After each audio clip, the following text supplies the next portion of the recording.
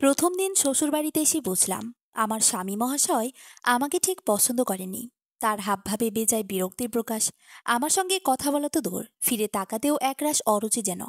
আমি মনমরা হয়ে একলা একলা বসে রইলাম রাত 1টা অবধি। স্বামী নামক প্রাণীটির ছায়ার চিহ্নটা দেখতে পেলাম না। চতুর্থ দফায় হাই তুলতে যাব, ঠিক তখনই একটা লম্বা কালো অবয়ব ঘরের ভেতর প্রবেশ করলো। আমি ঘোমটার তলায় থমকে গেলাম। ভয়ে হাত পা নিষ্পিস করতে লাগলো। বুকের ভেতর হাতুড়ির বাড়ি। মনে হচ্ছে এই বুঝি বেরিয়ে গেল রুহটা। নিজেকে আরো গটিয়ে নিয়ে মনে মনে আল্লাহকে ডাকতে শুরু করলাম। লম্বা ঘোমটা থাকার কারণে তার চেহারা আমি দেখতে পেলাম না। তার পায়ের গতি দেখেই বুঝলাম অনেকটা জোরের মুখে পড়ে আসতে হলো এ ঘরে। নিমিষেই মন খারাপ বেড়ে আকাশ হলো আমার। কি এমন কারণ? আমাকে মানতে পারছে না কেন সে? আমাদের বৈবাহিক ঘটনাটা সম্পূর্ণ পারিবারিকভাবে ঘটেছে। যেভাবে 8-10টা মেয়েকে লোকে দেখতে যায়, সেভাবেও আমাকে দেখতে এসেছিল এনারা। এরপর পছন্দ, গুরুজনদের আলাপ আলোচনা দীর্ঘ 1.5 মাস জুড়ে বিয়ের আয়োজনের পর আজ কাঙ্ক্ষিত দিনটি হাতে পেলাম। পাত্রপাত্রীকে আলাদাভাবে কথা বলতে দেওয়ার নিয়মটা আমাদের বেলায় না ঘটলেও তাকে জিজ্ঞেস করার সুযোগ পেয়েছিলাম অন্তত, আমাকে কি পছন্দ হয়েছে আপনার? উত্তরে তিনি বলেছেন, এখানে অপছন্দের কিছু নেই। এতটুকুই বলে উনি ফোন কেটে দিয়েছিলেন। আমি ধরে নিয়েছিলাম লজ্জা, এখন মনে হচ্ছে সংকোচ। হয়তো আমাকে দারুণ অপছন্দ তার। মুখ ফুটে বলতে পারিনি আমি কি ভাববো এই ভেবে। 7 পা চিন্তারা মগজটাকে ঘোলাটে করে তুলছে। ছোট্ট দম ফালাবো, ঠিক এমন সময়েই ওনার রুক্ষ কণ্ঠস্বর আমাকে কাঁপিয়ে তুলল। ফ্রেশ হয়ে ঘুমিয়ে পড়ুন। কথাটি স্বাভাবিক, সহজ সরল, বেশ ভদ্রতার সঙ্গে বলা, অথচ ভীষণ কাঠিন্য যোগ করা। আমি বিস্মিত হয়ে রইলাম। কোনোভাবে মাথা হেলিয়ে হ্যাঁ উত্তর প্রদানের সঙ্গে সঙ্গে তিনি বেরিয়ে গেলেন ঘর ছেড়ে। আমি মূর্তি নেই জমাট তখনও। একটু একটু করে রাত বাড়ছে। একসময় ফুরিয়ে যাবে হাওয়ায় মিঠাইয়ের মতন। ফুটে উঠবে আলোকিত আকাশ, যেখানে চালে দুনিয়ার সব কষ্ট উবে যায়। ওই আসমানের কোথাও বসে আছেন যিনি, যার হুকুমে চলছে গোটা পৃথিবী। তিনি আমাকে দেখছেন, শুনছেন, আমার কষ্ট আর যন্ত্রণাগুলো উপলব্ধি করতে পারছেন। এই তো ঢের। নিজেকে সান্ত্বনা দেওয়ার জন্য এর চেয়ে বড় জাদুবানি আর হয় না। আমি গোসল শেষে ফজরের নামাজ আদায় করে বারান্দায় এসে দাঁড়ালাম। কোমর সমান চুলগুলো মিলে গামছাটা তুলে নিলাম অন্য হাতে। ভোরের আলো ফুটেছে কিছুক্ষণ মাত্র। এরই ভিতর চারপাশ ফকফকে হয়ে উঠেছে। বাতাসে বিশুদ্ধতার ঘ্রাণ। গতকাল সারা রাত একলা কেঁদে কেটে ঘুমানোর অসহ্য ব্যথাটা এখন আর তাড়া করে বেড়াচ্ছে না এত। মনটা হালকা লাগলেও মুখটা ভার এখনো। আমার ভারমুখখানা আর ভার হলো পাশের বারান্দায় নজর পড়তেই। সেখানে এলোমেলোভাবে উড়ছে ক্রিম রঙের শেরওয়ানিটি। এটাই গতকাল বিয়ের সময় আমার স্বামী পরেছিলেন। সারা রাত উনি আসেননি, তবে কি পাশের রুমে ঘুমিয়েছিলেন? কিন্তু কেন এমনটা করছেন যখন আমাকে বিবাহ করতে কোনো সমস্যাই ছিল না ওনার? তাহলে বিয়ের পরে কেন আমাকে দূরে ঠেলে দিয়েছেন? আমার থেকে দূরে দূরে থাকছেন। দুটো কথা বলছেন না। ভুল করে আমার চোখে চোখ পড়া মাত্রই ফিরিয়ে নিচ্ছেন। কি লুকাতে চাইছেন উনি? কোনো মিথ্যে কথা, নাকি ঘৃণিত অপরাধ? আমি ঠিক বুঝে উঠতে পারলাম না। কানের পাশ ঘেঁষে এক চিলতে বাতাস উড়ে গেল। আমি সম্বিত ফিরে পেলাম। বুক চেড়ে বেরিয়ে আসা দীর্ঘশ্বাসকে আমি কোনোভাবে আটকে রাখতে পারলাম না। বরং সেকেন্ডের ব্যবধানে আমার চিত্ত অস্থির হয়ে উঠল। নিজেকে স্বাভাবিক রাখার আপ্রাণ চেষ্টা করলাম। এ যেন নিজের সঙ্গে নিজেরই মৌনযুদ্ধ। ছোটবেলা থেকে বাবা মায়ের ভীষণ আদরে বড় হওয়া আমি স্বামীর অবহেলার পাত্রী, তা প্রথম দিনেই। একদমই বিনা কারণে। আফসোসটা এখানেই। অন্তত একবার আমাকে উনি বলতেন, আমি নিজে থেকে বিয়েটা ভেঙে ফেলতাম। আমার আব্বা আম্মা কখনোই আমার অসম্মতিতে বিয়ে দিতেন না। মনের ভেতর থেকে কে যেন উঁকি মারল। নরম মনের আমি এক মুহূর্তেই সিদ্ধান্ত নিয়ে নিলাম, এই অবহেলা, এই দুরন্তের পেছনে কারণটা খুঁজে বের করব। যদি আমাদের ভেতর তৃতীয় ব্যক্তি থেকে থাকে, তবে আমি বেরিয়ে আসব। আমি হয়তো ওনার এবং অন্য কারো ভেতরে তৃতীয় ব্যক্তি হয়ে গেছি। দরজায় টোকা পড়ল। চোখ মিলে ঘড়িতে সকাল 8টা আবিষ্কার করলাম। দ্রুততার সঙ্গে নিজেকে গুছিয়ে মাথায় আঁচল টেনে দরজা খুললাম। আমার স্বামীর মামাতো বোন অধরা আর আমার ননা শাহরিন আপু দাঁড়িয়ে। তারা আমাকে নিতে এসেছেন। আমি স্মিত হাসে বেরিয়ে এলাম। আসার সময় অধর আমার গায়ে গা লাগিয়ে দাঁড়ালো। ফিসফিসিয়ে জিজ্ঞেস করলো, চুল ভেজা কেন ভাবি? আমি প্রশ্নের উত্তর দিতে গিয়েও দিলাম না। তার ঠোঁটে দুষ্টু হাসি। আমার কাছে এর কোনো উত্তর নেই। মলিন মুখে মৃদু হাসিখানা ছুড়ে দিয়ে আমি গটগটিয়ে এগিয়ে চললাম। সারাদিনে কোনো প্রকার কাজ না করলেও এখন বেশ ক্লান্ত আমি। কিছুক্ষণ আগেই সকল মেহমানদের বিদায় হয়েছে। বাড়িতে এখন আমি, আমার শাশুড়ি, আমার দেবর লাবিব আর আমার স্বামী। ওহো, এতক্ষণে তো আমার নামটা আমি উল্লেখ করিনি। মহাশয়ের নাম প্রহর। ওনারা সৈয়দ বংশের। আর আমার নাম রূপ। ছোট্ট সোজা একটি নাম রূপ। আমিও এই নামের মতোই সহজ সরলভাবেই জীবনটাকে ভাবতাম। কিন্তু এখন নিজেকে কঠিন এবং জটিল করে তুলতে ইচ্ছে করছে। কেননা এরই মধ্যে আমি আবিষ্কার করেছি ওই রুক্ষ মানুষটিকে আমার প্রচণ্ড মনে ধরেছে। তাকে নিয়ে স্বপ্নে সাজানো কাঙ্ক্ষিত সোনার সংসারটি সাজাতে চাই আমি। তার ভালোবাসা পাওয়ার জন্য নিজেকে উজাড় করতে ইচ্ছে করছে। মাত্র একদিনের ব্যবধানে এতটা পাগল কি করে হলাম? ভাবতে লজ্জারা ঘিরে ধরে আমাকে। একেই বুঝি বলে বৈধ সম্পর্কের শক্তি, টান। আমার মা বলতো, যখন তোর বিয়ে হবে তারপর বুঝবি স্বামী কি জিনিস। মায়ের কথার মর্মার্থ এখন আমি হাড়ে হাড়ে টের পাচ্ছি। সারাদিনে একটিবারের জন্য তার সঙ্গে কথা হয়নি আমার। নানান বাহানায় এদিক ওদিক ছিলেন। কিছুক্ষণ আগে আত্মীয়দের এগিয়ে দেওয়ার নাম করে বেরিয়ে গেলেন। এখনো আসছে না। আমি ক্লান্ত শরীরটাকে বিছানায় মেলে ধরলাম। সারাদিন আম্মার ঘরে কাটিয়েছি আমি। সকালে সে যে এই ঘর ছেড়ে বেরিয়েছি, তারপরেই আসলাম। অথচ ঘর গোছানো, আম্মা তো কাউকে দিয়ে গুছিয়ে রেখেছেন। মনে মনে তার প্রতি কৃতজ্ঞতা প্রকাশ করলাম। চুলের খোপার কারণে শুয়ে আরাম পাচ্ছি না বলে খোপা খুলে ফেললাম। বালিশ সোজা করতে গিয়ে অজান্তে হাত পড়ল চাদরের একেবারে কোণার অংশে, এবং সঙ্গে সঙ্গে আমি চমকে উঠলাম।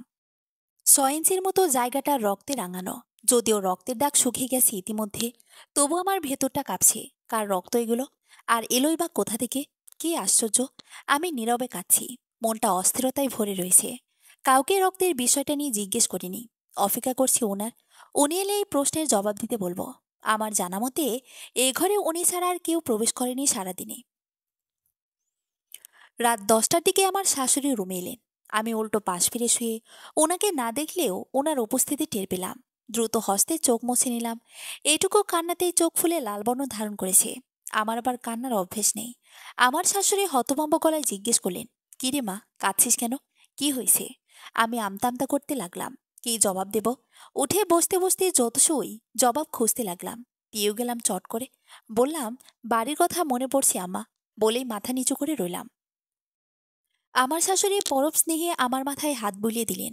পাশে বসে স্নেহের গলায় শোধালেন, আমারও যখন নতুন বিয়ে হয় তোর মতো আমিও কাঁদতাম। সবার সামনে না, একা একা। এই ধর, গোসল শেষে ছাদে গিয়েছি রোদ পোহাতে। ওই একলা দুপুরে মন ভরে কেঁদে নিচে নামতাম। চোখ লাল হয়ে থাকতো।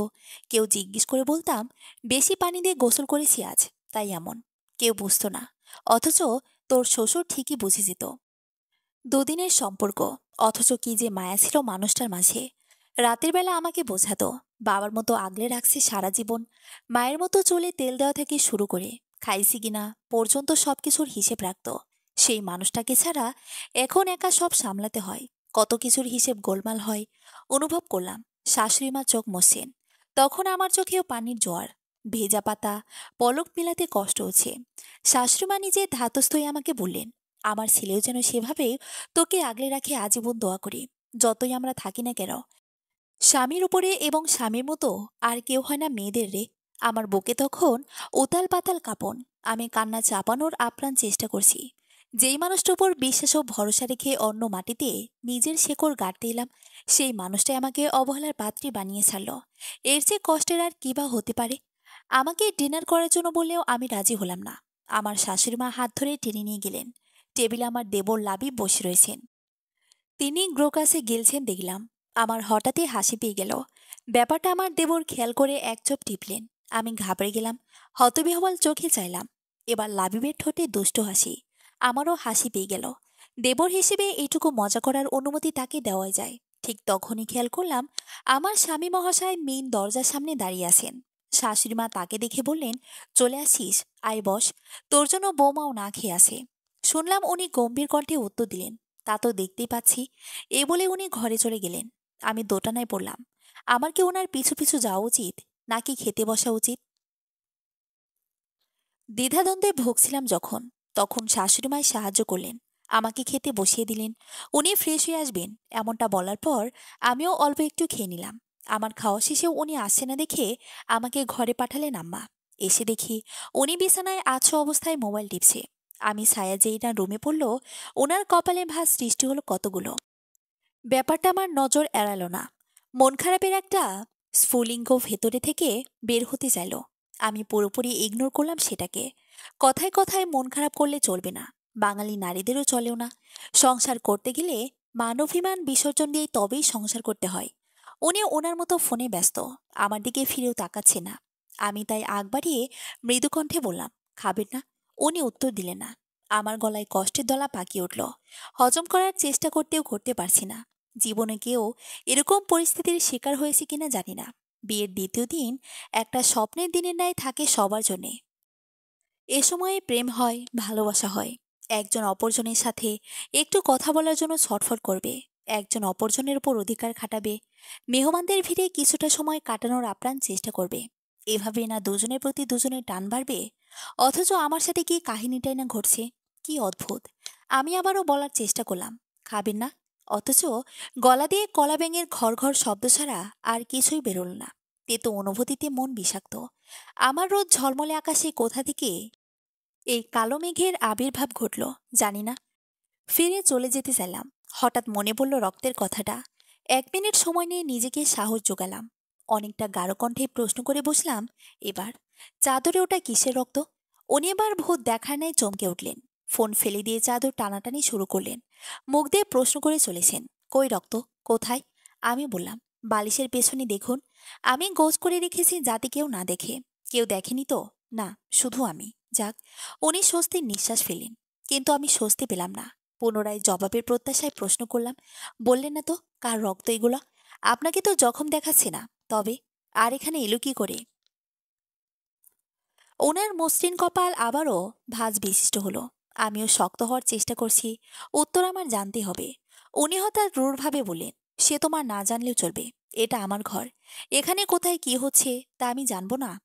ফট করে মুখ দিয়ে জোরালো গলায় প্রতিবাদ বেরিয়ে এলো। দেখলাম ওনার ঠোঁট জুড়ে তাচ্ছিলের হাসি। এটা তোমার ঘর? একদিন এই ঘর তোমার নামে হয়ে গেল? মা লিখে দিয়েছে নাকি? আমি জবাব দিতে পারলাম না। চোখ ভরে উঠল আবারও। অভিমান হলো এবার, কড়া অভিমান। ঠিক করলাম আগামীকাল বাবার বাড়ি যাওয়ার পর আর কোনোদিনই ফিরে আসবো না। ওনার এই অহংকার নিয়ে উনিই থাকুক। সংসার আর ভালোবাসার কোনো দরকার নেই আমার। আমি বেরিয়ে গেলাম। যাওয়ার আগে লক্ষ্য করলাম উনি বেশ চিন্তিত ভঙ্গিতে কাউকে ফোন লাগাচ্ছেন। আমার বেডরুমের পাশে আরেকটি ঘর। সেখানে থম ধরে বসে রইলাম। এ ঘরে গতকাল আমার স্বামী থেকেছে। এই বিছানায় ঘুমিয়েছে নিশ্চয়ই। বুকের ভেতর একরাশ অভিমান। তবুও কিসের টানে যেন খুব অসহায় ন্যায় আমি বিছানায় হাত বুলালাম। যাকে একবারও ছুঁয়ে দেখার কপাল আমার হয়নি, তার জন্য মন কেন কাঁদে বুঝি না। এর চেয়ে আগেই তো ভালো ছিলাম। এত জ্বালা যন্ত্রণা আর চিন্তা কিছুই ছিল না। বাবার ঘরে অতিরিক্ত আদর পাওয়ার জন্য কি আমার সাথে এমনটা হচ্ছে? স্বামীর আদর কি কপালে নেই তবে? চোখ বেয়ে টপ টপ পানি পড়তে লাগলো। আমি মোছার চেষ্টা করলাম না। সব কষ্ট মুছে দিলেই যে চলে যায় না। 11টার কাছাকাছি ঘড়ির কাঁটা। ঘরে কেউ ঢুকেছে অনুভব করতে পেরে আমি গটিয়ে গেলাম। দ্রুত চোখ মুছে পিছন ফিরে দেখলাম আমার দেবর লাবিব দাঁড়িয়ে। আমাকে দেখে উনি বললেন, ভাবি আপনি? আমি বিষম খেলাম। কি বলবো, কি অজুহাত দেখাবো? চোরা চোখে চেয়ে রইলাম। লাবিব বললেন, ভাইয়া তো ওই রুমে। আমি বিছানা গোছাতে এসেছিলাম। ঝটপট উত্তর দিলাম। লাবিব হেসে দিলেন, আপনাকে এত কষ্ট করতে হবে না ভাবি। এই ঘরে কেউ থাকে না। এটা গেস্ট রুম। ও, এখানে শুধু গেস্ট এলে তবেই থাকে। হ্যাঁ, এছাড়া সারা মাসেই আম্মু দরজা তালা দিয়ে রাখে। আজকে সব মেহমান চলে গেল। দেখবেন কালকেই দরজায় তালা মেরে দিবে আম্মু। আমার ইয়ারফোন এই রুমে রেখে গেছে অধরা। সেটা নিতে এলাম। ওহো, গতকাল রাতেও কি এই ঘরে গেস্টরা ছিল? হুম, অধরা, বড়পো ওনার ছেলে এরাই ছিল। কেন ভাবি? আমি মাথা নাড়িয়ে বললাম, এমনি কিছু না। আমি বেরিয়ে গেলাম। মাথায় জট লাগলো। তাহলে ওনার শেরওয়ানি কেন বারান্দায় ছিল? আর উনি যদি এই ঘরে না থেকে থাকেন, তবে কোথায় থেকেছেন রাতে? কিছুই বোধগম্য হচ্ছে না। সবকিছুর রহস্য এবং ধোঁয়াশা। তুমি এরকম পাগলের মতো করছো কেন বলো তো? তোমার কি মনে হয় 7 বছরের সম্পর্ক আমি এভাবে নষ্ট হতে দেব? অবশ্য দোষ সম্পূর্ণ তোমার। আমার সাথে রাগারাগি না করলে আজ এই পরিস্থিতির সৃষ্টি হতো না, বুঝেছো? আমি স্তম্ভের ন্যায় দাঁড়িয়ে রইলাম। ঘরে ঢোকা মাত্রই কথাগুলো কানে এলো। প্রহর সাহেব বারান্দায় কথা বলছেন কারো সঙ্গে ফোনে। উক্তিগুলো তারই। তাহলে আমাকে অবহেলা করার পেছনে কারণেই ওনার 7 বছরের সম্পর্ক আছে। ছি ছি ছি, আমার জীবনটাকে এভাবে নষ্ট করে দিলেন উনি।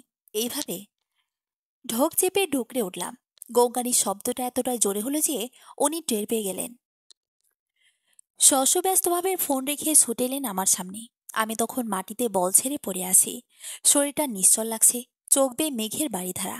আমি কোনোদিন ভাবতে পারিনি কারো মাঝে থার্ড পার্সন হয়ে দাঁড়াবো। প্রহর সাহেব ঠোঁট চলকালেন, গাল চলকালেন, ঘন দাড়িতে হাত বোলালেন। উনি নিশ্চয় ভাবছেন আমাকে কি বলে সান্ত্বনা দেওয়া যায়। আমিও কাঁদতে কাঁদতে ভাবছি কোন বাণী শুনলে নিজের মনটাকে শান্ত করতে পারবো। অদ্ভুত হলেও সত্যি, এত কিছুর পরও আমার মন বলছে একবার, শুধু একবার উনি আমাকে জড়িয়ে ধরুক, তাতেই দগ্ধ মনের জ্বলুনি কমবে। কি আশ্চর্য, এতটা বেহায়া কবে থেকে হলাম আমি। ছলছল চোখে আমি তার দিকে তাকালাম। তিনি বলার চেষ্টা করলেন, রূপ শোনো। আমার যে কি হলো তখন, কোনো কথায় কর্ণকুহরে গেল না। নির্লজ্জের মতো ঝাঁপিয়ে পড়লাম ওনার গায়ের ওপর। উনি তাল সামলাতে না পেরে আমাকে ধরলেন কোনো মতে। আমি হাউমাউ করে কাঁদছি, কাঁদতে কাঁদতে হেঁচকে উঠে যাচ্ছে, তবুও থামাতে পারছি না। লজ্জায় গাল নাক সব লালচে বরণ ধারণ করেছে। এতটা অপমানিত আর কোনোদিন হয়নি বোধহয়। যখন হুঁশ ফিরে এলো তখন কান্নার বেগ কমল, তবুও অসাড় হয়ে তার কাঁধে মুখ গুজে রাখলাম। তার বুকের কম্পন আমাকে সহ কম্পিত করে তুলছে। অদ্ভুত শিহরণ শিরায় শিরায় রগে রগে পাজরে পাজরে কাঁপন ধরছে। কালো মেঘের ঘনঘটা সরে বসন্তের মৃদুমন্দ বাতাস কাঁপিয়ে তুলছে মন বাড়ি। ওনার সারা শব্দ নেই, কোনো বাক্য উচ্চারণ করেনি। কেমন যেন লাগছে আমার।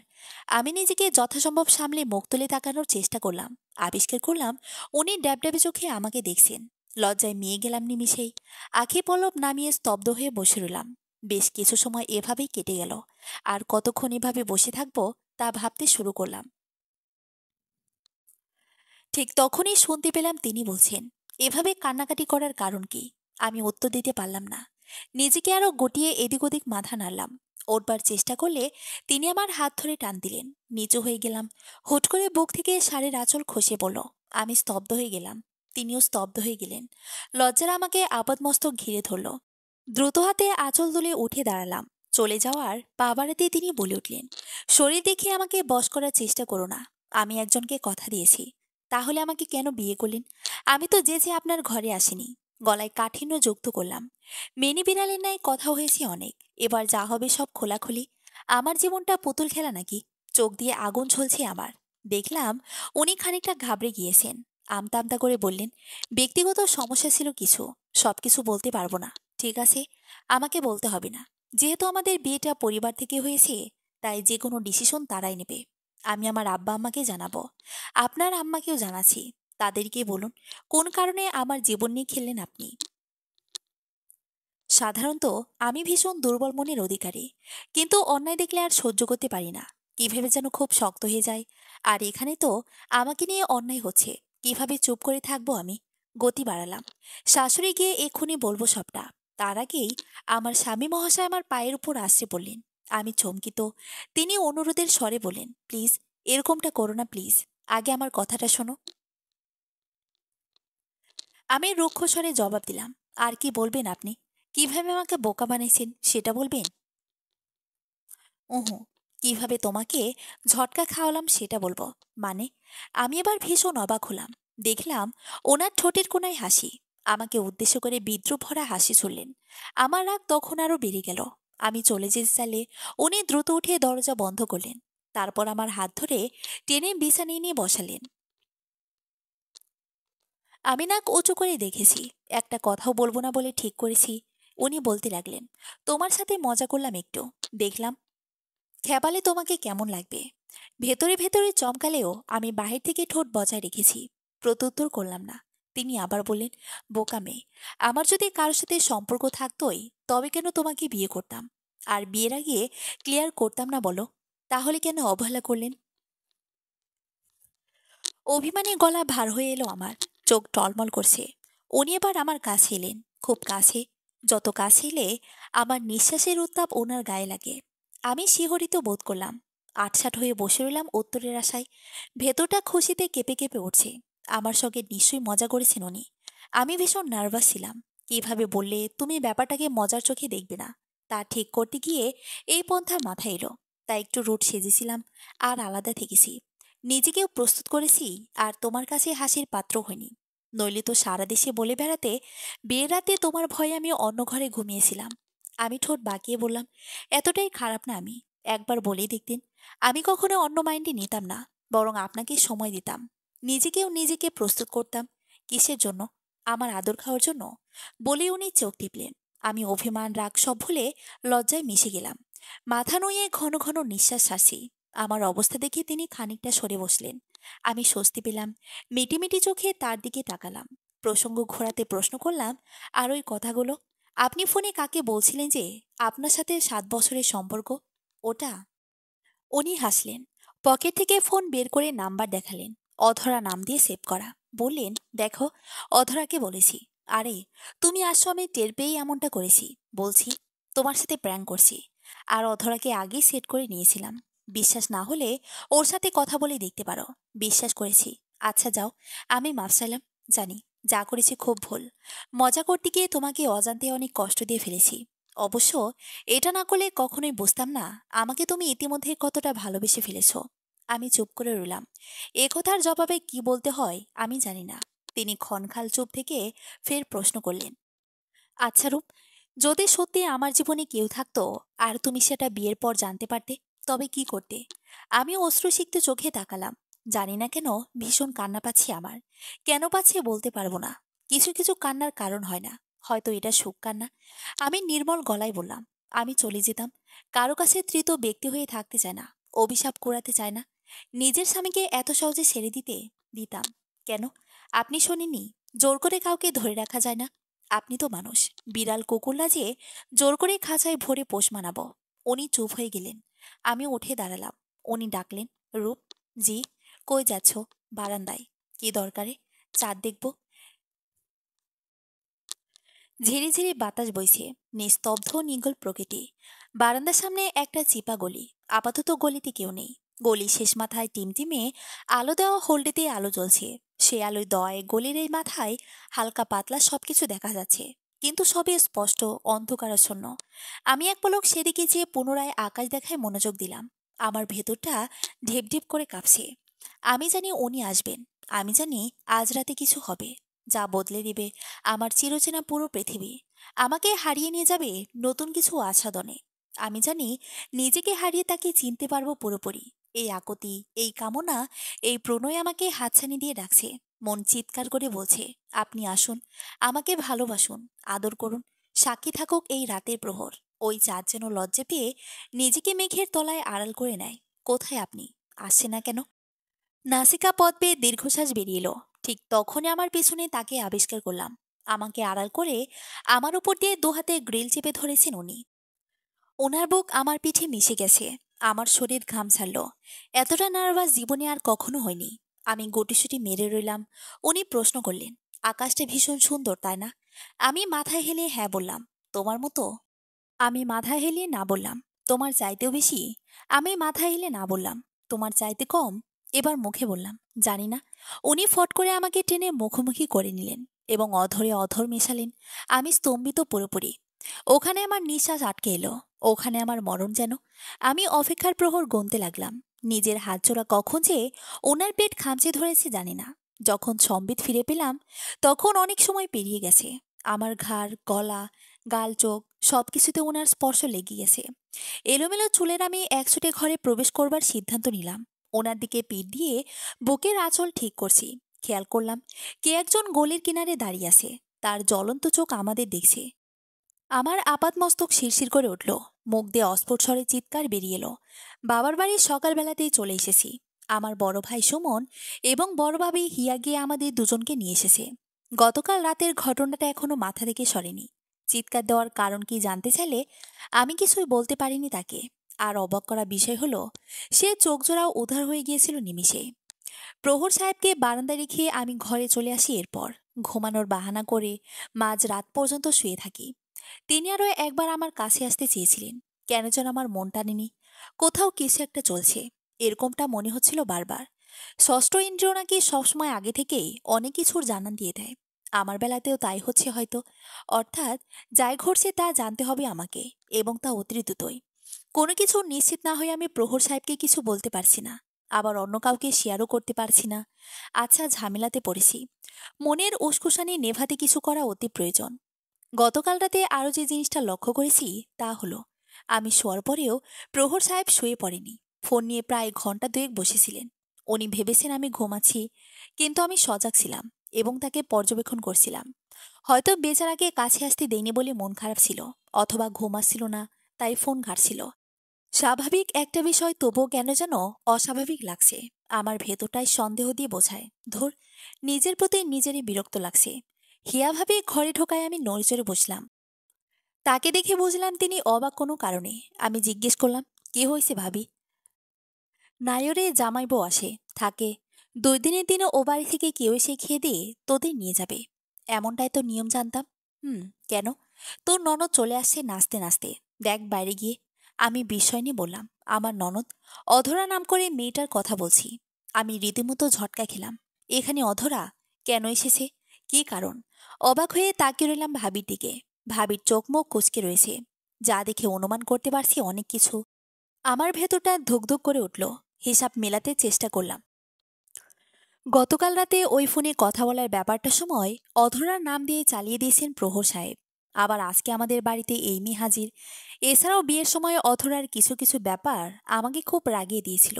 যেমন বারবার আমার বরের পাশে এসে বসে থাকা, ওনার হাত ধরে টানাটানি করা, ওনার সাথে ঘেঁষাঘেঁষি করা, আমাকে দেখিয়ে দেখিয়ে ওনার সাথে খুব ক্লোজলি ছবি তোলা।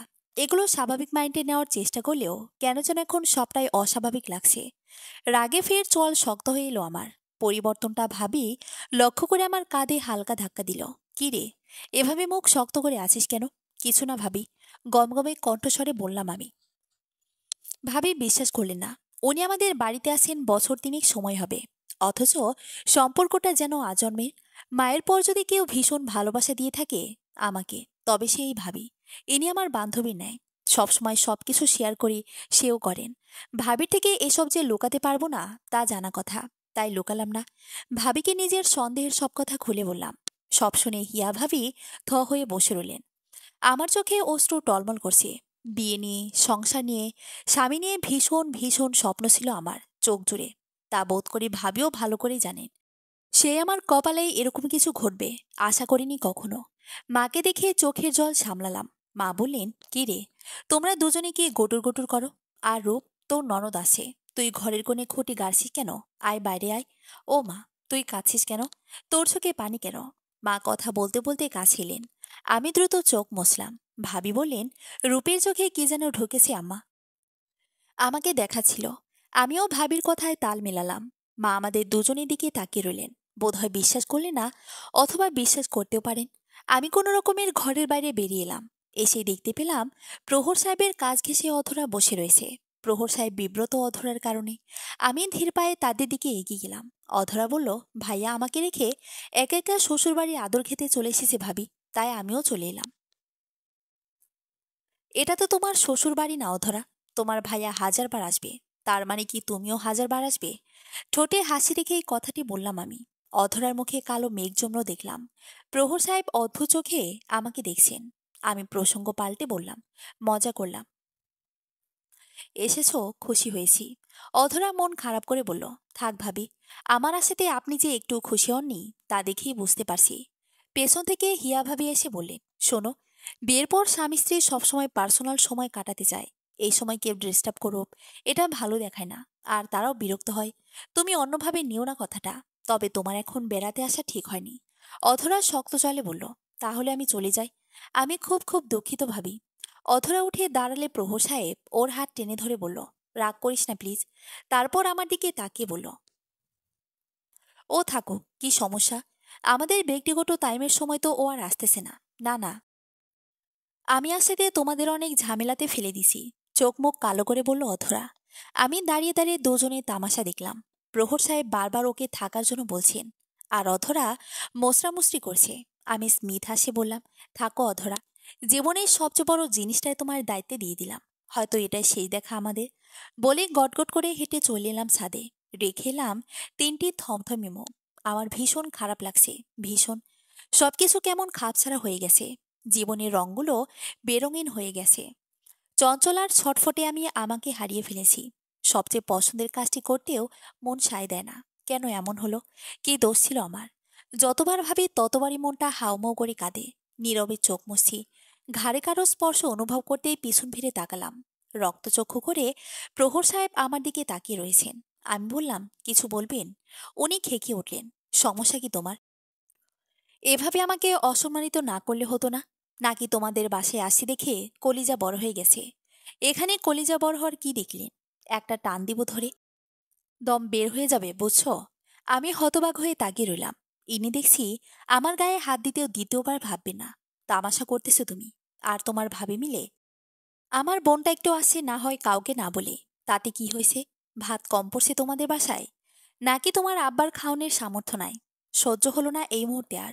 সজোরে ধাক্কা দিয়ে বসলাম ওনার গায়ে। দ্বিতীয় ধাক্কা দিতে গেলে উনি আমার হাত ধরে বসলেন, গালে থাপ্পড় লাগাতে 1 সেকেন্ডও সময় নিলেন না। শুনলাম ভীষণ বাজে ভাষায় আখ্যায়িত করছেন আমাকে। বলছেন, গলা একটা চিপা দিমো, রূপ বাইর করে ফেলবো তোর। তুই চিনোস আমাকে? চিনোস? তোর মতো মেয়ে আমার পায়ের তলারও যোগ্য না। অধরা যদি তালবাহানা না করতো তাহলে আজও আমার ওয়াইফ থাকতো। তোর মতো মেয়ের টাইম নাই আমার কাছে। যা সর, তালাক দিলাম তোরে। তালাক, তালাক, তালাক। আমি স্তব্ধ হয়ে গালে হাত দিয়ে দাঁড়িয়ে রইলাম। চোখে কান্না, গালে যন্ত্রণা, অথচ বুকে শান্তি। অবশেষে এই নরক যন্ত্রণা থেকে মুক্তি হতে চলেছি আমার। আমার শাশুড়ি আমাকে ডেকে আনা হয়েছে। আমাদের সোফা ঘরটা মাত্র কয়েক মিনিটের ব্যবধানে মানুষে গিজ গিজ করছে। আব্বা আম্মা, ভাইয়া, ভাবি তো আসেনি। আমার দাদিকে বড় কাকার বাসা থেকে ডেকে আনা হয়েছে। আমার বড় কাকা তো সাদাব ভাই এসেছেন। সবাই কঠিন দৃষ্টিতে প্রহর সাহেবকে পরখ করছেন। প্রহরের পাশে ভয়ে জবুথবু বসে রয়েছে অধরা। আমি ভাবির পাশে দায়সারাভাবে বসে রয়েছি। আমার কেন যেন ভীষণ ফুরফুরে লাগছে। আমাকে থাপ্পড় মারার ঘটনাটা আমি সঙ্গে সঙ্গে সবাইকে জানিয়ে দিয়েছি। প্রহর সাহেবের প্রিয়তমা যে কে তাও সবাইকে চিৎকার করে বলেছি। বড় ভাবি আমাকে চুপ করতে বলেও আমি চুপ করিনি। কেন চুপ করব? আমি কি স্টার জলসার ওই অসহায় অবলা নায়িকা নাকি? আমার সঙ্গে অন্যায় হবে আর আমি মুখে কলু পেটে বসে থাকব? কখনো নয়। প্রহর সাহেবকে তার প্রাপ্য অতি অবশ্যই বুঝিয়ে দেব। শাশুড়ি মা ব্যাকুলের মতো তাকিয়ে রয়েছে আমার দিকে। মাত্র 2 দিনের পরিচয়, তবুও আমার মায়া হচ্ছে ভীষণ। উনি খুব ভালো মনের মানুষ। আব্বা, শাশুড়ি, মায়ের কাছে নিজের ছেলের কুকীর্তিগুলো তুলে ধরতে লাগলেন। সব শুনে উনি প্রথমে আমাকে জিজ্ঞেস করলেন, এসব সত্যি? আমি হ্যাসূচক মাথা নাড়লাম। বাবা বললেন, আপনার কি আমাদের কথা বিশ্বাস হয় না? আমার মেয়েকে আবার কি জিজ্ঞাসা করেন? দেখুন ভাই সাহেব, আমি তো বলি নাই যে আপনাদের কথা অবিশ্বাস করেছি। এখানে অন্যায় হলে আপনার মেয়ের সাথে হয়েছে। এখানে কথা বলার অধিকার ওর সবার আগে। তাই ওকে জিজ্ঞেস করলাম। বাবা খানিকটা নিবলেন। এবার দাদি কথা বলে উঠলেন। আমার দাদি বরাবরই ভীষণ তেজি মানুষ। বয়সের ভার তার কণ্ঠস্বরের তেজস্বিতা মিলিয়ে দিতে পারেনি এখনো। প্রহর সাহেবকে কত প্রকার শাস্তি দিতে চায় তা একে করে উল্লেখ করলেন। বড় কাকা বললেন, আল্লাহ আমাদের মেয়েকে বাঁচাইছে। ভাগ্যিস আরো পরে গিয়ে এসব বের হয়নি। বিয়ের দেনমোহর দিয়ে তবে আপনাদের যেতে বলে দিলাম। আপনার লম্পট ছেলেকে এভাবে ছেড়ে দিব না আমি। দেনমোহর দিয়েই বিদায় হব, সেটা আপনাদের বলতে হবে না, বুঝলেন? থমথমে মুখে স্বগতোক্তি করলেন প্রহর সাহেব। শাশুড়িমা খেকিয়ে উঠলেন। টেনে টেনে বললেন, তোমার লজ্জা করে না এত কিছুর পরও কথা বলতে? আর অধরা, তুমি বা কিভাবে পারলা? আমাকে অথবা তোমার মাকে একবার আগে থেকে বলতে দেখতা। আমরা কি তোমাদের বিয়ে দিতাম না? কিসের জন্য ওই মেয়েটার জীবন নষ্ট করলা? ফুপু, আমি না হয় না বলতে পারছি লজ্জায়, ভয়ে। আপনার ছেলে কি বলতে পারে নাই? আমি তাকে কতবার বলেছিলাম আমাদের সম্পর্কটা সবাইকে জানাতে, কিন্তু সে শুধু সময় চাইছে। আমার সাথে সম্পর্ক থাকা অবস্থায় আরও নানান জায়গায় সম্পর্ক করেছে। এই জন্যই তাকে না আমার ভয়টা বেশি। আমি মাঝখানে এসব নিয়েও একটা ঝামেলা করি। তারপর আমাদের যোগাযোগ বন্ধ হয়। তার কিছুদিন পরে জানতে পারি আপনারা নাকি ওনার বিয়ে ঠিক করেছেন, আর উনিও রাজি। আমি না পারতে সবকিছু মেনে নিয়েছি। জিজ্ঞেস করেন ওনাকে। আমি বলছিলাম এই বিয়েটা না করতে, কিন্তু উনি আমার উপর রাগ দেখিয়ে বিয়েটা করেছে নাকি। পরে আবার নিজেই সেদে আসছে আমার কাছে। রূপভাবী শ্যামলা, দেখতে ভালো না, কত কিছু বলেছে আমাকে। আমি কি এতটাই ফেলনা নাকি? আমার সহ্য হচ্ছে না। নিজেদের লামলীলা কত সুন্দর বলে বেড়াচ্ছে গুরুজনদের সামনে। নির্লজ্জ মেয়ে কোথাকার। আমি নড়ে চড়ে বললাম, এখানে বড়রা আছে, একটু বিবেচনা করে কথা বলো অধরা। অধরাকে দেখলাম আমার দিকে রক্তচক্ষু করে তাকাতে। আমি পুরোপুরি অপেক্ষা করলাম। যে লোক ঘরের জান্নাত ফেলে বাহিরের জাহান্নামের প্রতি আকর্ষিত থাকে, আল্লাহ তাকে হেদায়েত করুক, তাদের সুখে রাখুক, দোয়া করলাম মনে মনে। চোখজোড়া ক্রমশ ঝাপসা হয়ে আসছে। সামান্য রাগারাগির কারণে আমার জীবনটাকে দুজনে বলি করে দিল। বাবা বলতেন, এই পৃথিবী ভীষণ নিষ্ঠুর। আমি বিশ্বাস করতাম না। তখন তো বাবা মায়ের ছত্রছায়ায় থেকেছি, তাই বুঝতাম না। এখন মনে হচ্ছে বাবা মায়ের মতো আপন আর কেউ নেই, কেউ হতেই পারে না। বাবা মা বাদে পৃথিবীর সবাই স্বার্থপর, নিষ্ঠুর। আমি ডুকরে উঠলাম। সবাই আমার দিকে একযোগে তাকালো। আমি নিজেকে সামলাতে না পেরে উঠে দ্রুত পায়ে নিজের ঘরে চলে এলাম। দরজা আটকে দিলাম। দেয়ালে পিঠ দিয়ে ঠেস দিয়ে দাঁড়ালাম কোনো মতে। ভেতরটা ভেঙে চড়ে আসে। জীবনে কেউ শুনেছে বিয়ের তৃতীয় দিনে কোনো মেয়ের ডিভোর্স হয়েছে? আমার হয়েছে। কি অদ্ভুত নিয়তি! সারা জীবন ফুলের ন্যায় নির্মল হাস্যোজ্জ্বল থাকা মেয়েটির গায়ে এক নিমিষে তালাকের তকমা লেগে গেল। এই সমাজ কি আমাকে শান্তিতে দম নিতে দেবে এরপর? বাইরে ভীষণ হট্টগোল চলছে। আমি সবটা শুনছি ঘরে বসেই। এক একজন এক এক কথা বলছেন। প্রহর সাহেবের গলাও শুনতে পাচ্ছি। তিনি বারংবার অহংকারী ধরনের কথাবার্তা বলছেন, আবার সাফাই গাইছেন। অধরার গলা দুইবার শুনতে পেলাম, নিজেকে নির্দোষ উপস্থাপন করছে। আমার হাসি পেল। হঠাৎ শুনলাম শাশুড়িমা বলছেন, তোরা কি মনে করিস এগুলোর পর আমি ভালোভাবে মেনে নেব তোদের? কখনো না। আমি অবাক হলাম। নিজের মতো আরো একটি নারীকে দেখলাম। তিনি পেটের সন্তানকেও ছাড় দিচ্ছে না অন্যায়ের জন্য। আমি কেন দেব? দেব না। কাকা বারবার দেনমোহর শোধ করে বিদায় হতে বলছে। এরপর নাকি কাগজ কলমে তালাক করিয়ে দেবে। এরকম ফ্যামিলির সাথে তিনি আর কোনো সম্পর্ক রাখতে চান না।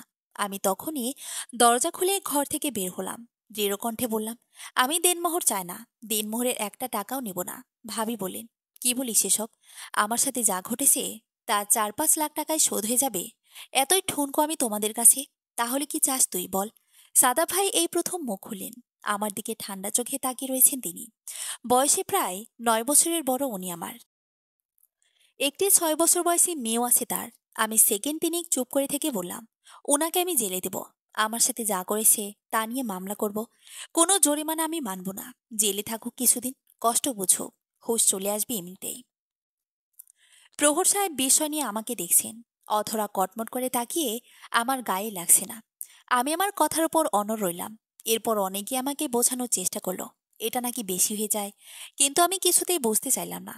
কথার ভোল পাল্টালাম না। আমার এক কথা, ওনাকে জেল খাটতেই হবে। সবাইকে অবাক করে দিয়ে শাশুড়িমা আমার সাথে একমত হলেন। প্রহর সাহেব অবিশ্বাস্য কণ্ঠে মা বলে ডাকলেন। আমার শান্তি লাগছে, ভীষণ শান্তি। আমার মতো আর কোনো মেয়ে যেন না ঠকে, তা আমি দেখিয়ে ছাড়ব। ত্রন্দা বারবার ঘড়ি দেখছে। বিকেল গড়িয়ে সন্ধ্যের পথে মহাসড়ক। অথচ সাদাবের খবর নেই। আজকে সাদাবের আসার কথা ছিল মেয়েকে নিয়ে। তন্দ্রা আর সাদাবের ডিভোর্স হয়নি, কিন্তু দুজনে আলাদা থাকে। যে কোনো মুহূর্তে তাদের মধ্যাকার এই বন্ধটুকু শেষ হয়ে যেতে পারে। কিন্তু হচ্ছে না একমাত্র মেয়ে জারিফার জন্য। জারিফা যেন তাদের দুজনকে মোড়নায় মিলিয়ে দেওয়ার সেতু বন্ধন। প্রচণ্ড রাগী এবং গম্ভীর সাদাবের প্রতি ত্যক্ত বিরক্ত হয়ে সারাসারি পর্যায়ে চলে এসেছিল তন্দ্রা। তন্দ্রার বড় বোন পরামর্শ দিল, জারিফার কথা ভেবে মানিয়ে নে। নইলে কয়েক মাস আলাদা থাক, দুজন দুজনে থেকে। দেখবি, এতে একে অপরের গুরুত্ব মর্মার্থ কিছুটা হলে বুঝতে পারবি। আবার একত্র হওয়ার জন্য মনটা আঁকুপাকু করবে। তন্দ্রা দ্বিতীয় অপশনটাই বেছে নিল। দুজন দূরত্ব বাড়িয়ে একে অপরকে সময় বের করে দিল। জারিফাকে তন্দ্রা তার কাছে এনে রাখতে চেয়েছিল, কিন্তু বাবার প্রতি মাত্রাতিরিক্ত ভালোবাসা তা হতে দেয়নি। বাবাকে ছেড়ে 1 মিনিটও দূরে থাকতে রাজি নয় সে। তাই বাধ্য হয়ে তন্দ্রাকেই নিজের বাড়ি ছেড়ে আসতে হয়েছিল মেয়ে ছাড়া। মাঝে মাঝে সে ফোন দেয় সাদাফকে, মেয়ের সাথে কথা বলে। মনটা খুব ছুটে গেলে মেয়েকে নিয়ে আসতে বলে, কাছের কোনো রেস্টুরেন্টে, যেখানে বসে পলকহীন চোখে মেয়েকে দেখে সে। আজকে তো আর মনটা ভীষণভাবে ছুটে গিয়েছে জারিফাকে এক নজর দেখার আশায়। তাই তো সকালে ফোন করে বিকেলে আসতে বলেছে এই জায়গায়। সাদা প্রত্যুরিতে বলেছিল আসবে। অথচ দেখো, এতক্ষণ হয়ে গেলেও আসার নামগন্ধ নেই। তন্দ্রা ঠোঁট বাঁকিয়ে বিরক্তিসূচক শব্দ উচ্চারণ করল। ব্যাগ থেকে ফোন বের করে সাদাবের নাম্বারে কল দিল। 3 বার রিং হওয়ার পর সাদাব ফোনটা কেটে দিল। তন্দ্রা দ্রুত আশেপাশে তাকালো। কাছাকাছি থাকলে সাদাব এই কাজটা করে, ফোন কেটে দেয়। পুরনো অভ্যাস ওর, তন্দ্রা জানে। সেকেন্ড কতকের মাথায় সাদাবকে আসতে দেখা গেল। সাদা শার্ট পরা, নরম সরম বোকা বোকা চেহারার মানুষটা যে কি পরিমাণ রাগী তা তন্দ্রা ছাড়া আর কেউ জানে না বোধ হয়। তন্দ্রার হুট করে কি যেন হলো, ভীষণ কান্না পেল। ভীষণ। পারিবারিকভাবে বিয়েটা হলেও 8 বছরের বিবাহিত জীবন কম নয়। 8 দিন একই ঘরে একটি মানুষের সাথে থাকলে তার প্রতি মায়া হয়ে যায়। আর এ তো 8 বছর, কতগুলো দিন, সপ্তাহ, মাস। তন্দ্রা নিজ হয়ে চোখের জল লোকায়। মনে মনে সিদ্ধান্ত নেয় সাদাবকে বলবে তাকে ফিরিয়ে নিয়ে যেতে। অনেক তো হলো আলাদা থাকা, আর দরকার নেই। মেয়েটাও মা ছাড়া বড় হচ্ছে বিনা কারণে। যেন চোখে কিছু পড়েছে এমন ভনিতায় আঙ্গুলের ডগা দিয়ে চোখ মুছে তন্দ্রা। মাথা তুলে তাকাতে তাকাতে দেখে সাদাব সামনের চেয়ারটা টেনে বসেছে। তন্দ্রা অবাক হয়, জারিফা তো আসেনি সঙ্গে। সে কোথায়? তন্দ্রা বলল, আমার মেয়ে কোথায়? ও আসেনি। চিরাচরিত নিয়ম অনুযায়ী গম্ভীর গলায় জবাব দেয় সাদাব। আসেনি মানে? কোথায় ও? বাসাতে ঘুমাচ্ছে। অনেক ডেকেছে, ওঠাতে পারেনি, তাই আর জোর করিনি। তন্দ্রার মন খারাপ হলো। নিজেকে বোঝালো সে কি করার আর। একটা ছোট্ট নিঃশ্বাস ফেলে সে বলল, ও আমার কাছে রেখে এসেছো? না, রূপ আসছে তো বাসায়। রূপের সাথে আছে। রূপ? ভ্রু কুচকালো তন্দ্রা। সাদাফ মাথা দুলিয়ে বলল, হুম। ওর না বিয়ে হয়েছে দুদিন আগে। জামাই নিয়ে বেড়াতে আসছে নাকি? সাদাফ মাথা দোলায় এদিক ওদিক। বায়ুতে দীর্ঘশ্বাস লুকিয়ে বলে, ওর ডিভোর্স হয়ে গেছে। কাগজে কলমে না, মুখে মুখে। তন্দ্রার মনে হলো তার মাথার উপর কয়েকটি বজ্রপাত পড়ল ধিম করে। হতবাক কণ্ঠে স্বগতোক্তি করল, বলো কি? ডিভোর্স মানে? দুদিন আগে বিয়ে হলো, আর এরই মাঝে ডিভোর্স? কি হয়েছে আমাকে খুলে বলো প্লিজ। সাদাব বলতে গিয়ে বলল না, ভার গলায় বলল, বাসায় ফোন করে আমার থেকে জেনে নিও। আমি এত কিছু বলতে পারবো না। কেন পারবে না? ইচ্ছে হচ্ছে না। ইচ্ছার বিরুদ্ধে যাব নাকি? নিজের স্ত্রীকে একটা বিষয় জানাবো। এখানে ইচ্ছা অনিচ্ছার কি হলো? কে স্ত্রী? তুমি। তোমার প্রতি আগের মতো টানটা আমার আর অনুভব হয় না তন্দ্রা। তোমাকে শুধু জারিফার মা মনে হয়, আমার স্ত্রী না। অন্যরকম গলায় কথাতে বলে দৃষ্টি অন্যত সরায় সাদাব। তন্দ্রা স্তব্ধ হয়ে তাকায়। কি বলল? তন্দ্রাকে তার স্ত্রী মনে হয় না? মাত্র কয়েক মাস সাদাবের থেকে দূরে দূরে থেকেছে। কোথায় ভেবেছিল সাদাব তাকে মিস করবে, নিজের ভুল বুঝতে পারবে, তন্দ্রা কি চাই বুঝবে, তন্দ্রাকে আপন করে ফিরিয়ে নেবে। তন্দ্রা তো এখন প্রতিটি রাত ছটফট করে সাদাফের একটু উষ্ণতার জন্য। তন্দ্রার গলা ধরে আসে, কষ্ট হয়। বুঝতে দিল না সাদাফকে। বলল, আমার প্রতি তোমার রাগটা এখনো কমেনি না? সাদাব তাকালো। কয়েক সেকেন্ডের অপলক নয়ন। তারপর হঠাৎ কঠিন গলাতে বলল, আপনের উপর রাগ করা যায়, পরের উপর না। তোমার প্রতি আমার কিছুই আসে যায় না তন্দ্রা। না রাগ, না অভিমান, আর না ভালোবাসা। তুমি কয়েক মাসের জন্য আলাদা হয়েছ, কিন্তু আমার মনে হচ্ছে এই আলাদা হয় আমাদের শেষ ও আজন্ম আলাদা হওয়া। আর কোনোদিন তোমাকে ফিরে নেব কিনা জানি না। সবাই ভাবছে আমার বোধহয় খুব মন খারাপ। হয়তো ঘরের দরজা চাপিয়ে আমি অশ্রুপাত করছি। অথচ আমার মন একদমই খারাপ না। আমি নিজেও জানি না আমার কেমন লাগছে অথবা কেমন লাগা উচিত। আমার কি কাঁদা উচিত, নাকি এরকম একটা জায়গা থেকে মুক্তি পেয়েছি তা ভেবে খুশি হওয়া উচিত? ভীষণ টাফ ব্যাপার। তার চেয়েও টাফ হলো সবাইকে এটা বিশ্বাস করানো। আমি যখন বললাম প্রহর সাহেবকে জেলের ভাত খাওয়াতে চায়, তারপর ভীষণ হাঙ্গামা হলো। প্রহর সাহেব আর অধরা মিলে তখনই তোলপাড় করে আমাদের ঘর থেকে বেরিয়ে গেল। তারা যদি পালাতে চায়, পালাক। খাঁচায় আটক থাকা পাখি আর খুঁজে খুঁজে বন থেকে ধরে আনা পাখির মাঝে মজাটাই আলাদা। আমি চাই তারা পালানোর চেষ্টা করুক, আর আমি তখনই তাদেরকে গ্রেফতার করাই। কলিজাটা ঠান্ডা হয়ে যাবে ব্যাস। আর কিছু চাই না আমি, কিছু না। ভার্সিটিতে পড়া হয়নি, কিন্তু এখন ভাবছি পড়াশোনাটা আবার কন্টিনিউ করব। আমাকে নিজের পায়ে দাঁড়াতে হবে, যোগ্যতা অর্জন করতে হবে। আজকে যে আমাকে ছুঁড়ে ফেললো, একদিন যেন সে আমার জন্য আফসোস করে। আমি কেন যেন এক ব্যস্ত বিকেলের অবসরে কফি মগ হাতে আজকের এই দিনটির কথা মনে করে ঠোঁটে হাসি ফোটাতে পারি। এটা আমার একমাত্র লক্ষ্য এখন। প্রহর সাহেব আর অধরা বেরিয়ে যাবার প্রায় সঙ্গে সঙ্গে বড় ভাইয়া ও আব্বাকে নিয়ে আমি থানায় গিয়ে মামলা করে এসেছি। প্রহর সাহেবকে কোথায় পাওয়া যেতে পারে, তার নাম্বার, ডিটেলস যাবতীয় সব দিয়ে এসেছি। অধরের ব্যাপারটাও সুন্দর মতো উল্লেখ করে এসেছি। সেই সাথে আব্বা আবার কিছু ক্যাশ টাকা হাতে ধরিয়ে দিয়েছেন। পুলিশ অফিসার ভীষণ গদগদ কণ্ঠে বলেছেন, আপনারা বাসায় যান, রাতের ভেতর আপডেট জানাবো। থানা থেকে বের হয়ে দেখে বড় কাকা দাদিকে নিয়ে বাসায় ফিরে যাচ্ছে রিক্সা করে। আরেক রিক্সায় সাদাব ভাই। আমাদের দেখে রিক্সা থামিয়ে কিছুক্ষণ কথাবার্তা শেষে আমাকে কাকাদের বাসায় নিয়ে এলেন তারাই। আমি আসতে জানি। কাকা অনেক জোরাজোরি করলেন, দাদি অনুরোধ করলেন, তাই আর ফেলতে পারলাম না। কিন্তু এখানে এসে অবাক হচ্ছি বড় কাকের ব্যবহার দেখে। আমি যেন মানুষ না, কোনো ডাইনি অথবা পিশাচিনি। আমার সঙ্গে যা ইচ্ছে তাই ব্যবহার করেছেন। এই ডিভোর্সের পেছনে নাকি আমারই দোষ আছে কোনো। নইলে কেউ বউ রেখে কেন অন্য মেয়েকে চাইবে? আমাকে ছোঁয়ার রুচি হয়নি নিশ্চয়ই তার। এর মানে আমার ভেতরেই সমস্যা। আরো অনেক কথা বলেছেন চাচি। শেষতক দাদের ধমকানিতে মুখ বুঝেছেন। আমার এই বাড়িতে পা রাখাটা ঠিক হয়নি। এবার বুঝতে পারছি আমি।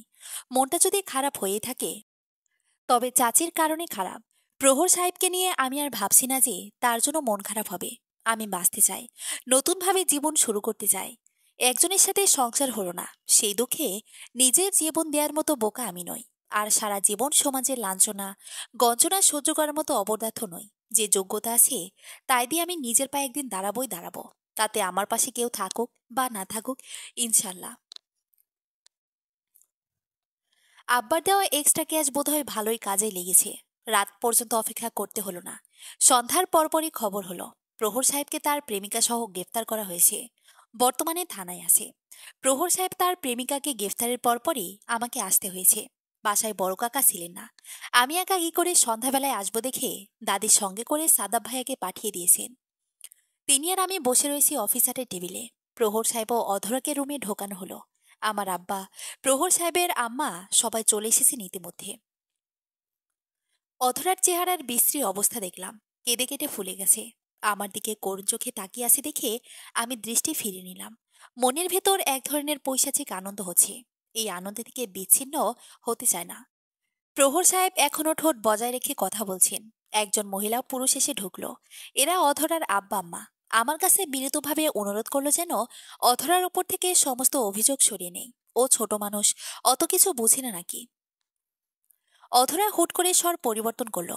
জোরালো কণ্ঠে বলল, ভালোবেসে দুজনেই যেহেতু অপরাধ করেছি, সেক্ষেত্রে দুজনেই শাস্তি মাথা পেতে নিলাম। আমি কোথাও যাব না ওনাকে ছেড়ে। অফিসার বলে উঠলেন, তুমি কি ভাবছো খুকি? এখানে তোমাদের এক ছেলে হানিমুন করতে এনেছি আমরা? লজ্জা লাগলো আমার। পুলিশদের ঠোঁট কাটা স্বভাব হয়, এ নিয়েও তাই। রসিয়ে রসিয়ে দুজনকে জড়িয়ে নানান ধরনের লজ্জাজনক কথা বললেন। আমার কান ঝাঁঝা করছে। অথচ অপরাধের ভেতর কোনো পরিবর্তন নেই। কি নির্লজ্জ মেয়েরে বাবা! তার থেকেও বড় অবাক হচ্ছে প্রহর সাহেবের ভাব দেখে। মনে হচ্ছে এখানে ওনাকে জামাই আপ্যায়নের জন্য ডেকে আনা হয়েছে। যাক, যখন দুজনের ভেতর বিন্দু পরিমাণে কৃতকর্মের অনুতাপ নেই, তখন আমার আর কি করার। আমাকে কিছু কাগজে সাইন করতে বলা হলো। আমি করলাম। চলে আসার সময় একটি কথাই বললাম, প্রহর সাহেব, আমি একদিনের জন্য হলে আপনার স্ত্রী ছিলাম। রোজ হাসরে আপনার স্ত্রীর মর্যাদাও আমাকে পেতে হবে সেই কারণে। এই কথা ভাবতেই নিজের প্রতি ঘৃণা চলে আসে। শুনুন, এমন যেন কখনো না হয়।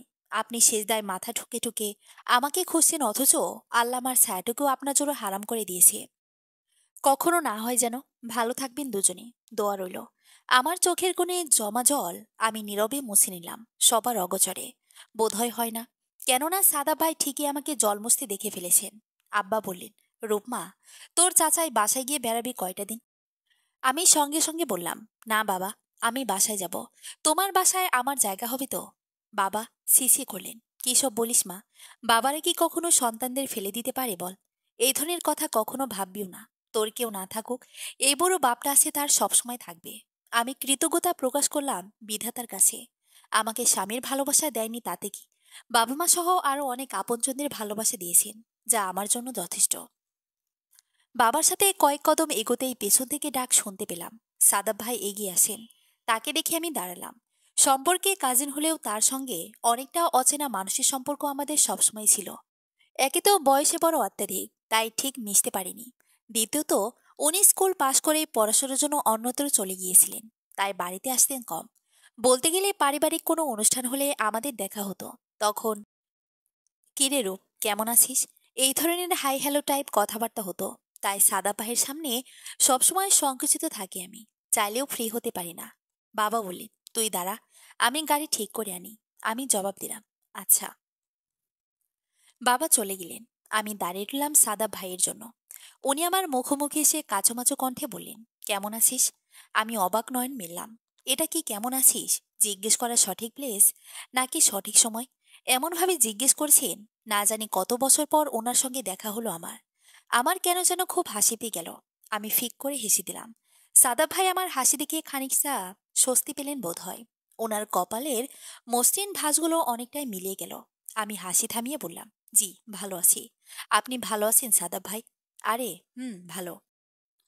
আমার আবার কি? বলতে বলতে উনি ঘাড় চুলকালেন। আমি জিজ্ঞেস করলাম, ডাকলেন কেন? তুই মায়ের উপর রাগ করে বাড়ি ফিরে যাচ্ছিস, তাই না? মা তোর সাথে কেমন ব্যবহার করেছে তা আমি দেখেছি রূপ। ভাইয়াকে এই পর্যায়ে অপ্রস্তুত দেখালো ভীষণ। আমি পাত্তা না দেবার ভান করে বললাম, না, তেমন কিছুই না। এমনি বাড়ির জন্য মন টানে বেশি, তাই। বুঝি, বয়স কি আর এমনি হলো? শোন, বাধা দেব না, কিন্তু ইচ্ছেলে দুদিন থেকে যা। জারিফা তোকে পেয়ে খুব খুশি হয়েছিল। কেমন উচ্ছ্বাস ছিল ওর, দেখিসনি? মার জন্য না হোক, জারিফার জন্য হলেও ঘুরে যাস। আমি তৎক্ষণাৎ সিদ্ধান্ত নিলাম চাচার বাড়িতে যাব এখন। 2 দিন থেকে বাড়ি ফিরব। সত্যি বলতে জারিফাকে ভীষণ ভালো লাগে আমার। পুতুল পুতুল একটা মেয়ে, ভীষণ মায়াবী চেহারা, কণ্ঠটাও টানা। যখন রু বলে ডাকে শুনলে প্রাণ ভরে যায়। ও, বলা হয়নি, জারিফা আমাকে রু বলে ডাকে সবসময়। বাবা ঠিক সেই মুহূর্তে এসে ডাকলেন নাম ধরে, রূপমা। রিক্সা চলে এসেছে। আমি সাদাব ভাইকে কিছু বললাম না, বাবার দিকে এগিয়ে গেলাম। সাদাব ভাইয়ের ভাঁজমুক্ত কপালে আবারও ভাঁজ পড়ল। বেচারা ভাবছে আমি রাগ করে বাড়ি ফিরে যাচ্ছি। ইস, কি দরদ! নিজের কথায় নিজেই হাসলাম মনে মনে। কেন যেন সবকিছুই ভালো লাগছে এখন, সবকিছু। আমি বাবাকে বুঝিয়ে বললাম যে 2 দিন চাচার বাড়িতে বেড়াতে যাই। বাবা মানা করলেন না, তিনি চলে গেলেন। সাদাব ভাই অন্যদিকে ফিরে ফোন টিপছেন। আমি পিছন থেকে তার পিঠ বরাবর আলতো টোকা দিতেই উনি কেঁপে উঠলেন। আমাকে দেখে সঙ্গে সঙ্গে চমকিত গলায় বললেন, রূপ, যাসনি? আমি প্রাণোচ্ছলভাবে এদিক ওদিক মাথা দোলালাম। জি না, আপনাদের বাড়িতে যাব। সমস্যা কোনো? না না, আমার সৌভাগ্য। ভাইয়া গদগদ কণ্ঠে বলে উঠলেন। আমরা দুজনে মিলে রিক্সা ঠিক করব যখন, তখন আমার শাশুড়ি মাকে আসতে দেখলাম। সঙ্গে অধরার বাবা মাও আছেন। আমার হুট করে মনটা বিষণ্ণতায় ভরে উঠল। ওই মহিলার তো কোনো দোষ নেই, তবুও কি কঠিন যন্ত্রণার ভেতর দিয়ে যাচ্ছেন উনি। আমার অবাক লাগে, এমনও মা হয়, কি পাষণ্ড। আমার শাশুড়ির ছলছল চোখজোড়া আমাকে অনেক কিছু বলল গোপনে। আমিও চোখের ভাষায় তাকে বললাম, ভালো থাকবেন আম্মা। আপনার প্রতি আমার সামান্যতম রাগ বা অভিযোগ নেই। আমার দুর্ভাগ্য, এত ভালো শাশুড়ি পেয়েও হারাতে হচ্ছে। পরক্ষণে চোখজোড়া অধরার বাবা মায়ের দিকে গেল। তাদের আক্রোশ ভরা দৃষ্টি বুঝতে খুব একটা অসুবিধা হলো না। আমি চোখ সরিয়ে নিলাম। মাঝে মাঝে অনেক কিছু উপেক্ষা করাই উত্তম। টুংটাং আওয়াজে রিকশা এগিয়ে চলছে। রাস্তা মোটামুটি খালি। আমি চেপে বসে আছি। সাদাব ভাইয়ের সঙ্গে বিন্দু পরিমাণের শরীর স্পর্শ হচ্ছে না। নীরব থেকে রাতের নিস্তব্ধতাকে অনুভব করছি। আজ কেন যেন খোলা পাখির ন্যায় লাগছে নিজেকে। অনেকদিন যাবৎ পিঞ্জরাতে বন্দি পাখি হঠাৎ মুক্তি পেলে যেমন লাগবে, ঠিক তেমন। সাদাব ভাইও চুপ করে আছেন। কিছু একটা না বলে ভালো দেখায় না। তাই নিজ থেকেই প্রশ্ন করলাম, ভাবির কি খবর ভাইয়া? ভাইয়া অপ্রস্তুত কণ্ঠে জবাব দিলেন, আছে ভালোই। এত গাছাড়া ভাব। ভাইয়া জবাব দিলেন না। আমি ফিরে বললাম, ওনার প্রতি আপনার এত রাগ কি নিয়ে, কি কারণে? ভাইয়া হঠাৎ কণ্ঠে কাঠিন্য যোগ করে বললেন, তুই বুঝবি না। তোর বৈবাহিক পরিস্থিতি যেমন আলাদা, আমারটাও আলাদা। আমি ধরে রাখতে চেয়েছিলাম ভাইয়া, কিন্তু সেই থাকতে চায়নি। আর আমি রাখতে চাই না রূপ। কেন? জারিফার কথা ভাবেন একবার। আমি ওকে মায়ের আদর দেব। এটা হয় না ভাইয়া। মা মাই হয়, আর বাবা বাবা। কেউ কারো শূন্যস্থান পূরণ করতে পারবে না। ভাইয়া ক্ষণকাল চুপ থেকে বললেন, যে শূন্যস্থান ও আমার ভেতরে তৈরি করেছে তা কোনোদিন পূরণ হবার নয় রূপ। তবুও বেঁচে আছি তো, আছি না? আমি যদি শূন্যস্থান নিয়ে বেঁচে থাকি, তাহলে আমার মেয়েও পারবে। এরপর কি বলতে হয় আমার বোধগম্য হলো না। বাড়ির কাছাকাছি, তাই চুপ থাকাটাই শ্রেয় মনে করলাম। ভাইয়া কলিং বেল টিপলেন। আমার বুক ধুকপুক করছে। যদিও চলে এসেছি, তবুও কাকে আবার কেমন রিয়াক্ট করবেন এই ভেবে ভীষণ ভয় লাগছে। কিন্তু আমাদের দুজনকে অবাক করে দিয়ে তন্দ্রাভাবে দরজা খুললেন। আমার মনে হচ্ছে আমি এখানে এসে বড় ভুল করে ফেলেছি। না আসলেই ভালো হতো।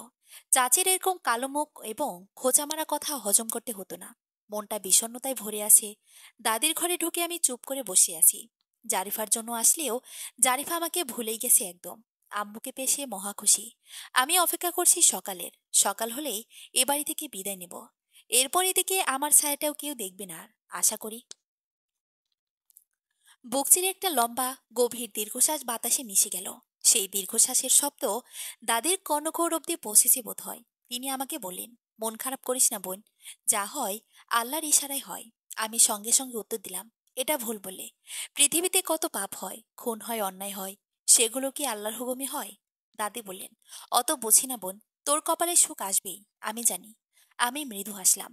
আমার কপালে কোনোদিনই সুখ হবে না, কোনোদিনই না। আমার জীবন থেকে শোক নামক পাখিটা তো বহু আগেই অন্যের খাঁচায় নিজেকে সঁপে দিয়েছে। বুঝতে পারছেন না? না পারের কথা বুঝিয়ে বলি শুনুন। আমি একজনকে ভীষণ ভালোবাসতাম, ভীষণ। আমার জীবনে প্রথম এবং শেষ ভালোবাসা সেই। সে যে জানতো না এই কথাটি তা না, শুরু থেকে সব জানতো।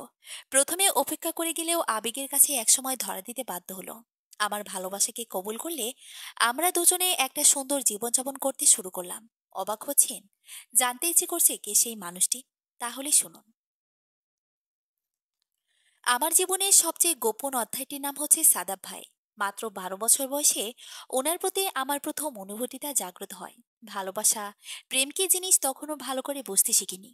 শুধু এতটুকু বুঝতে পারতাম, উনি আমার আশেপাশে থাকলে আমার ভালো লাগে, খারাপ মন ভালো হয়ে যায়। ওনার কণ্ঠস্বর আমার অন্তর ঠান্ডা করে দিত। ওনাকে এক পলক দেখলে পুরো দিনটা আমার রোমঝোম খুশিতে কাটাতাম। এভাবেই কেটে গেল 3টি মাস। 3 মাস পর উনি বাড়ি ছেড়ে চলে গেলেন ভালো জায়গায় পড়াশোনা করার জন্যে। তখনও তাকে বলা হয়নি ভালোবাসি। আমি একরাশ বিষণ্ণতা আর অভিমান নিয়ে তার অপেক্ষায় দিন গুনতে লাগলাম। পারিবারিক বিভিন্ন অনুষ্ঠানের মাধ্যমে তার সঙ্গে দেখা হতো ঠিকই, কিন্তু বলে উঠতে পারতাম না, আমি আপনাকে পছন্দ করি, ভালোবাসি। খুব গোপন ছিল এই বিষয়টি, একান্তই আমার। সেবার আমার ছোট মামার বিয়ে, পরিবারের সবার দাওয়াত পড়ল। যথারীতি হলুদের দিন বিকেলে বেলায় মাইক্রো ভাড়া করে যাওয়া হলো আমাদের। একই মাইক্রোতে সাদা ভাইও ছিলেন। উনি তখন পড়াশোনা শেষে ভালো চাকরির চেষ্টা চালাচ্ছেন। ঘন চাপদারিতে ওনাকে দেখতে এত সুন্দর লাগতো, আমি অপলক তাকিয়ে থাকতাম। মাঝে মাঝে চোখ পড়ে যেত, আমি দৃষ্টি ফিরে নিতাম হতভম্ব হয়ে। লজ্জা লাগতো ভীষণ, তাও ওনার দিক থেকে নিজের নেত্র ফেরাতে পারতাম না। সেই বিয়ের সময় কিভাবে কিভাবে সাদা ভাই টের পেয়ে গেলেন আমি তাকে পছন্দ করি। দুপুরের খাওয়া দাওয়া শেষে এক হেলি পান মুখে পড়ে আমি বড়দের মতো করে চাবাচ্ছি। সাদা ভাই টুপ করে কোথা থেকে এলেন, আমার লাল ঠোঁটে আঙ্গুল চালিয়ে চলে গেলেন। আমি বরফের ন্যায় জমে গেলাম ওখানেই, স্তব্ধ নয়নে তাকিয়ে রইলাম দীর্ঘকাল। কি হলো ব্যাপারটা বুঝতে বুঝতে সাদা ভাই দ্বিতীয় দফায় এলেন। বললেন, তুই এতটাও বুদ্ধিমতী হোসনি যে আমার থেকে লুকাবি সবকিছু। রাঙা হয়ে উঠল আমার গাল। কথাটি শোনা মাত্রই ভালোবাসি বলা হয়নি, তবুও দুজনের কাছে এসে পড়েছিলাম। উনি কথা দিয়েছিলেন চাকরি নিয়ে ভালো পজিশনে গেলে আমার কথা সবাইকে জানাবেন। পরিবারের কেউ আপত্তি করবে বলেও আমার বিশ্বাস ছিল না। 2 বছর একে অপরের সাথে চুটিয়ে প্রেম করেছিলাম। ওই 2টি বছরই আমার জীবনের সর্বশ্রেষ্ঠ সময়, সর্বশ্রেষ্ঠ মুহূর্তগুলো আমি ওখান থেকেই পেয়েছি। কাউকে বলে বোঝাতে পারবো না কতটা সুখী ছিলাম আমি। কিন্তু নিয়তি, আমার নিয়তি আমাকে সুখী করতে চায়নি বোধ হয়। তাই তো চাচা চাচি কাউকে না জানিয়েই তন্দ্রা ভাবিকে আংটি পরিয়ে এসেছিলেন। 15 দিন পর সাদা ভাইকে দাওয়াতের কথা বলে সেই বাড়িতে নিয়ে যান এবং ঘরে ফেরেন বউ নিয়ে। আমি যতটা না হতবিহ্বল হয়েছিলাম, তার চাইতে বেশি হতবিহ্বল হয়েছিলেন সাদা ভাই। বাসর রাতটা শুনেছিলাম, ঘরের বাইরেই কাটিয়ে দিয়েছিল রাগ করে। আমি অবশ্য বউ দেখে সে যে বিদায় নিয়েছিলাম তাদের বাড়ি থেকে, আমাকে কেউ হারিকেন জ্বালেও খুঁজে পায়নি। কিন্তু যখন শুনলাম সাদা ভাই কোনোভাবেই স্বাভাবিক হতে পারছেন না, তখন একবার গেলাম ভীষণ সাহস নিয়ে, যেন কিছুই হয়নি। এমন করে বললাম, 2টো মাত্র বছর, কি হয় ভুলে গেলে? একজনকে পেতে চেয়ে আর 4জন মানুষকে কেন কষ্ট দিচ্ছেন আপনি? সাদা ভাই প্রত্যুত্তরে বলেছিলেন, ভালোবাসি রূপ বড্ড বেশি। গলার মাঝে আটকে রাখা দমটাকে আমি গিলে নিয়েছিলাম। কাঠ কণ্ঠস্বরে বলেছিলাম, ভালোবাসার দিব্যি, স্বাভাবিক হন, সংসার করুন, ভাবি ভীষণ ভালো, আপনার সব কষ্ট দূর করে দেবে। সাদা ভাই ছাদের উপর আমার হাত জোড়া চেপে ধরে হাউমাউ করে কেঁদেছিল। আমি ফিরে তাকাইনি। বড় চাচি আড়ালে বলেছিলেন, তিনি নাকি সব জানতেন। আমাদের আচরণ ওনার মনে সন্দেহ জাগিয়েছিল, তাই এভাবে হুট করে বিয়ে করিয়ে দিয়েছেন।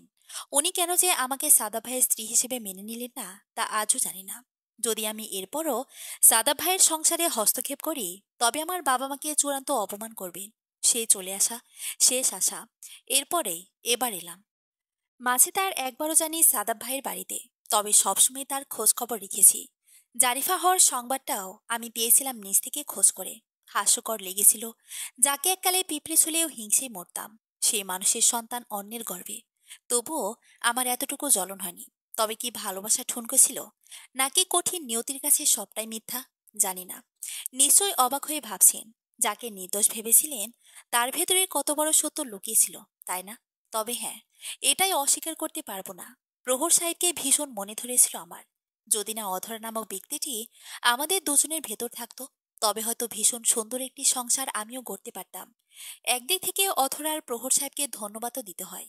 বিপদের সময়েও দুজন দুজনের হাত ছাড়েনি। আর হ্যাঁ, একটা কথা বলতে ভুলে গিয়েছিলাম, আমার বিয়ের দিন বিছানায় যে রক্তের দাগের কথা বলেছিলাম, তা অধরার ছিল। আমাকে বিয়ে করায় রেগেমেগে এই কাণ্ড ঘটিয়েছিল নাকি? যাই হোক, নিয়তি আমাকে কোনোভাবেই জয়ী হতে দিল না। জানি না এরপর আর কতবার হারতে হবে আমাকে। ভালোবাসা নামক শব্দটাকে মুছে দিয়েছি জীবন থেকে। এবার থেকে আমি একা বাঁচব, আমার জন্য বাঁচব। আমি আমাকে ভালোবাসি, আর কাউকে না, কাউকেই না। গভীর রাতে ফোনে মেসেজ এলো, আমি এখনো জেগে। কোনোভাবে দু চোখের পাতা এক করতে পারছি না। মেসেজ দিয়েছেন সাদা ভাই, তন্দ্রাকে আমি ছাড়তে চাইরো। আমি মেসেজ সিন করার সাথে সাথেই সাদা ভাইয়ের নাম্বারটা ব্ল্যাকলিস্টে ফেললাম। যেখানে ভাগ্যে সুখ লেখা নেই, সেখানে আরেকজনের সুখ কেড়ে নিতে যাওয়ার আমি কে? সকাল হলেই এই বাড়ি ছাড়তে হবে আমাকে, যেভাবে হোক। আর কোনোদিন আমার ছায়াটাও পড়বে না। জারিফা নামক নিষ্পাপ শিশুটি তার বাবা মার ছত্রছায়ায় আনন্দে বড় হোক, দোয়া করি। আপনারাও করবেন কেমন? আর হ্যাঁ, আমার জন্য দোয়া করবেন। নিয়তির সামনে উঠে দাঁড়াতে পারি যেন ততবার, যতবার সে আমাকে নিচু করে দিতে চাইবে সমাজের সামনে। সমাপ্ত। গল্পটা একটি আপুর বাস্তব লাইফের ঘটনা। ধন্যবাদ।